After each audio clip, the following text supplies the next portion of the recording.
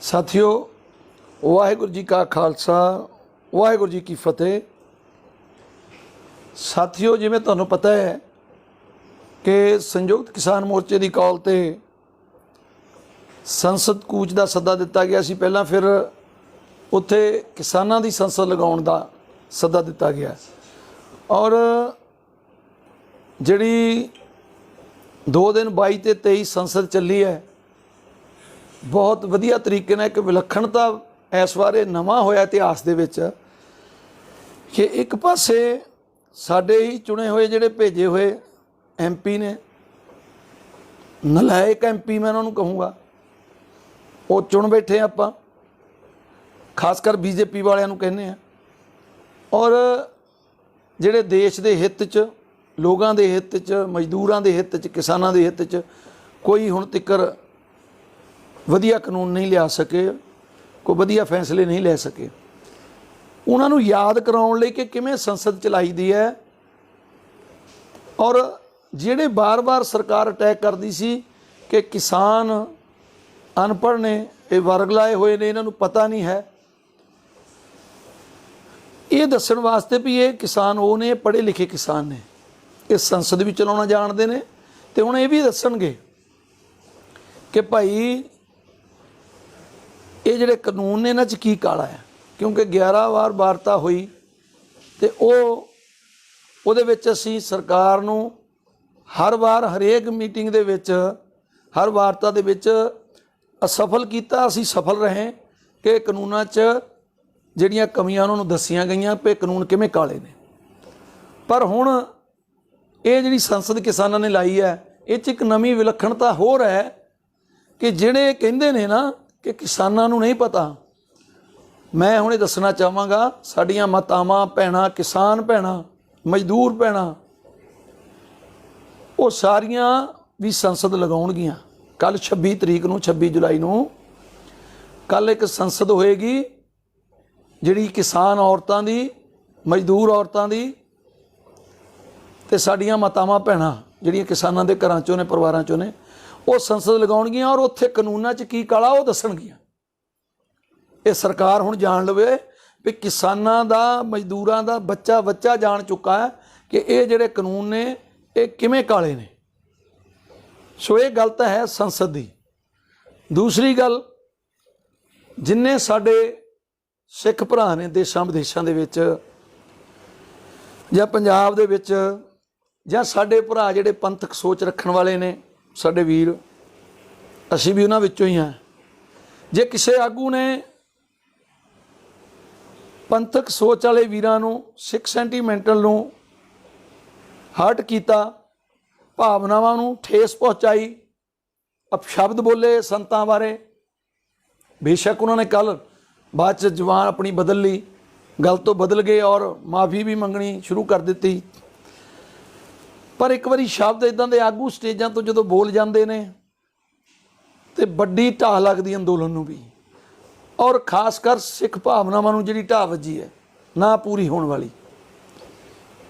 पर कोशिश की अज संयुक्त किसान मोर्चे ने, पहला 32 पंजाब दे बैठे आपां, स्पैशल एजेंडा लाया गया क्योंकि कई पंथक धिरां वालों सानूं चिट्ठियां भी आईयां सन और वो चिट्ठियां ते भी और साडा अपना फर्ज भी बनता सी, जिवें कल आपां स्टेज तो भी इहदा खंडन कीता सी। सो इसे तरीके नाल एजेंडा ला के बकायदा सरदार रुलदू सिंह मानसा नूं 15 दिन लई सस्पेंड किया गया है ताकि अगे तो अपनी जबान ते लगाम देण, इदां दे कोई भी शब्द बोलण लगे 100 बार सोचण। सो मैं ये बेनती करांगा कि साडे सिख वीर जिन्ने भरा ने, ये कदे मत समझिया करो कि सारे उत्थे कोई अलग विचारधारा दे बैठे ने। असीं गुरमुख परिवारां चों आए उठ के, और जरूर इत्थे अलग अलग विचारधारा के लोग इकट्ठे ने, कुछ जथेबंदियां हैगियां ने अलग विचारधारा दियां, पर अज किसी भी जथेबंदी ने रुलदू सिंह मानसा की सपोर्ट नहीं की, जिन्होंने आपां कामरेड भी कह दिंदे हैं, सारियां ने निखेधी की। ये बड़ी गल है कि इस अंदोलन प्रति ते अपनी कौम प्रति ਸਾਰੇ ਸੰਜੀਦਗੀ ਨਾਲ ਜਾਣਦੇ ਨੇ। ਸੋ ਇਸ ਕਰਕੇ ਉਹਨਾਂ 'ਤੇ ਜਿਹੜੀ ਕਾਰਵਾਈ ਹੋਈ ਹੈ ਔਰ ਉਹਨਾਂ ਨੂੰ ਅੱਗੇ ਤੋਂ ਤਾੜਨਾ ਵੀ ਕੀਤੀ ਹੈ ਕਿ ਜੇਕਰ ਦੁਬਾਰਾ ਇੱਦਾਂ ਦੀ ਕਿਤੇ ਕੋਈ ਸ਼ਬਦਾਵਲੀ ਸਾਹਮਣੇ ਆ ਗਈ ਤਾਂ ਫਿਰ ਪੂਰਨ ਤੌਰ 'ਤੇ ਵੀ ਸਸਪੈਂਡ ਕਰਾਂਗੇ। ਹੁਣ ਮੈਂ ਵੀਰੋ ਇੱਕ ਹੋਰ ਗੱਲ ਆਖਾਂਗਾ, ਉਹ ਜਿਹੜੇ ਫੇਸਬੁੱਕੀ ਵਿਦਵਾਨ ਨੇ ਉਹਨਾਂ ਮੂਹਰੇ ਹੱਥ ਬੰਨ੍ਹ ਕੇ ਬੇਨਤੀ ਆ, ਉਹ ਮੇਰੇ ਵੀਰੋ ਕਿਰਪਾ ਕਰਿਆ ਕਰੋ, ਜੇ ਕੋਈ ਢਾਡੀ ਵੀਰ ਵਾਰਾਂ ਗਾਉਂਦੇ ਨੇ, ਉਹ ਸੰਤਾਂ ਦੀਆਂ ਵਾਰਾਂ ਗਾਉਂਦੇ ਨੇ, ਉਹ ਸਾਡੇ ਬਾਕੀ ਯੋਧਿਆਂ ਦੀਆਂ ਵਾਰਾਂ ਗਾਉਂਦੇ ਨੇ, ਗੁਰੂ ਸਾਹਿਬਾਨਾਂ ਦੀਆਂ ਵਾਰਾਂ ਗਾਉਂਦੇ ਨੇ, ਤੇ ਢਾਡੀ ਵੀਰਾਂ ਦਾ, ਕਵੀਸ਼ਰ ਵੀਰਾਂ ਦਾ ਸ਼ੁਰੂ ਤੋਂ ਗੁਰੂ ਸਾਹਿਬਾਨਾਂ ਦੇ ਟਾਈਮ ਤੋਂ ਇਹ ਉਪਰਾਲਾ ਰਿਹਾ। ਜਦੋਂ ਯੁੱਧ ਨੂੰ ਜਾਇਆ ਕਰਦੇ ਸੀ ਉਹ ਵਾਰਾਂ ਗਾ ਕੇ ਜੋਸ਼ ਭਰਿਆ ਕਰਦੇ ਸੀ। ਤੇ ਫਿਰ ਜੋਸ਼ ਕਿਵੇਂ ਭਰਦਾ? ਜਦੋਂ ਯੋਧਿਆਂ ਦੀਆਂ ਵਾਰਾਂ ਗਾਈਆਂ ਜਾਂਦੀਆਂ। ਤੇ ਫਿਰ ਸੰਤਾਂ ਨੂੰ ਆਪਾਂ ਯੋਧਿਆਂ 'ਚ ਨਹੀਂ ਗਿਣਦੇ? ਉਹਨਾਂ ਨਾਲੋਂ ਮਹਾਨ ਯੋਧਾ ਕਿਹੜਾ ਹੋ ਸਕਦਾ ਜਿਨ੍ਹਾਂ ਨੇ ਆਪਣੀ ਸ਼ਹਾਦਤ ਦੇ ਦਿੱਤੀ, ਜਾਣਦੇ ਹੋਏ ਪਤਾ ਸੀ ਵੀ ਹੁਣ ਜਾਬਰ ਸਰਕਾਰ ਚੜ੍ਹ ਕੇ ਆ ਗਈ ਹੈ, ਪਰ ਉਹਦਾ ਟਾਕਰਾ ਕੀਤਾ, ਸ਼ਹਾਦਤ ਦਿੱਤੀ। ਉਹ ਕੌਮ ਦੇ ਹੀਰੇ ਨੇ।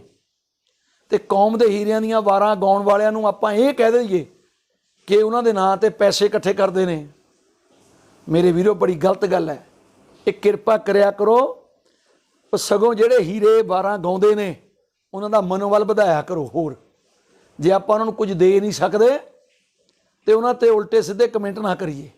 ਕਿਰਪਾ ਕਰਿਆ ਕਰੋ, ਕੌਮ ਦਾ ਪ੍ਰਚਾਰ ਹੋਣਾ ਜ਼ਰੂਰੀ ਹੈ ਤੇ ਜ਼ਿਲ੍ਹੇ ਕੌਮ ਦੇ ਯੋਧਿਆਂ ਦਾ ਪ੍ਰਚਾਰ ਹੋਣਾ ਵੀ ਜ਼ਰੂਰੀ ਹੈ। ਆਉਣ ਵਾਲੀਆਂ ਨਸਲਾਂ ਨੂੰ ਭੁੱਲ ਜਾਓਗੇ ਕਿ ਸਾਡਾ ਕੀ ਵਿਰਾਸਤ ਸੀ, ਸਾਡੀ ਕੀ ਇਤਿਹਾਸ ਹੈ। ਸਾਡਾ ਇਤਿਹਾਸ ਜਿਹੜਾ ਆ ਉਹ ਹਮੇਸ਼ਾ ਕਵੀਸ਼ਰ ਤੇ ਢਾਡੀ ਵਾਰਾਂ ਗਾ ਕੇ ਹੀ ਉਹ ਆਪਣੇ ਇਤਿਹਾਸ ਨੂੰ ਜਿੰਦਾ ਰੱਖਦੇ ਆ। ਕੌਮ ਉਹ ਜਿਹੜੀ ਆਪਣੇ ਇਤਿਹਾਸ ਨੂੰ ਯਾਦ ਰੱਖਦੀ ਹੈ, ਆਪਣੀ ਅਣਖ ਨੂੰ ਯਾਦ ਰੱਖਦੀ ਹੈ, ਉਹੀ ਕੌਮ ਜਿਉਂਦੀ ਰਹਿੰਦੀ ਹੈ। ਤੇ ਅਸੀਂ ਉਹਨਾਂ ਢਾਡੀਆਂ ਵੀਰਾਂ ਦਾ, ਆਪਣੇ ਕਵੀਸ਼ਰ ਵੀਰਾਂ ਦਾ, ਜਾਂ ਸਾਡੀਆਂ ਕੋਈ ਢਾਡੀ ਭੈਣਾਂ ਜੇਕਰ ਕੋਈ ਕਵੀਸ਼ਰੀ ਦੇ ਵਿੱਚ ਆਪਣੀਆਂ ਵਾਰਾਂ ਦੇ ਵਿੱਚ ਸੰਤਾਂ ਨੂੰ ਸੰਬੋਧਨ ਕਰਕੇ ਕਹਿਣ ਤਾਂ ਉਹਨਾਂ ਨੂੰ ਆਪਾਂ ਕਹਿ ਦਈਏ ਕਿ ਸੰਤਾਂ ਦੇ ਨਾਂ 'ਤੇ ਪੈਸੇ ਕਮਾਉਂਦੇ ਨੇ, ਮੇਰੇ ਵੀਰੋ ਮੈਂ ਠੀਕ ਨਹੀਂ ਸਮਝਦਾ। ਕਿਰਪਾ ਕਰਿਆ ਕਰੋ, ਇਹ ਆਪਣੀ ਜ਼ਬਾਨ 'ਤੇ ਤੁਸੀਂ ਵੀ ਲਗਾਮ ਦੇਵੋ। ਜੇ ਅਸੀਂ ਰੁਲਦੂ ਸਿੰਘ ਮਾਨਸਾ ਨੂੰ ਕਹਿ ਸਕਦੇ ਹਾਂ ਕਿ ਆਪਣੀ ਜ਼ਬਾਨ 'ਤੇ ਲਗਾਮ ਦੇ, ਫਿਰ ਉਹ ਜਿਹੜੇ ਫੇਸਬੁੱਕੀ ਵਿਦਵਾਨ ਨੇ ਉਹਨਾਂ ਨੂੰ ਵੀ ਕਵਾਂਗੇ ਕਿ ਆਪਣੀ ਜ਼ਬਾਨ 'ਤੇ ਲਗਾਮ ਦੇਵੋ। ਕੌਮ ਦੀਆਂ ਵਾਰਾਂ ਗਾਉਣ ਦੇ ਨਾਲ ਕੌਮ ਹਮੇਸ਼ਾ ਜਿੰਦਾ ਰਹਿੰਦੀ, ਇਤਿਹਾਸ ਜਿੰਦਾ ਰਹਿੰਦਾ। ਵਾਹਿਗੁਰੂ ਜੀ ਕਾ ਖਾਲਸਾ, ਵਾਹਿਗੁਰੂ ਜੀ ਕੀ ਫਤਿਹ।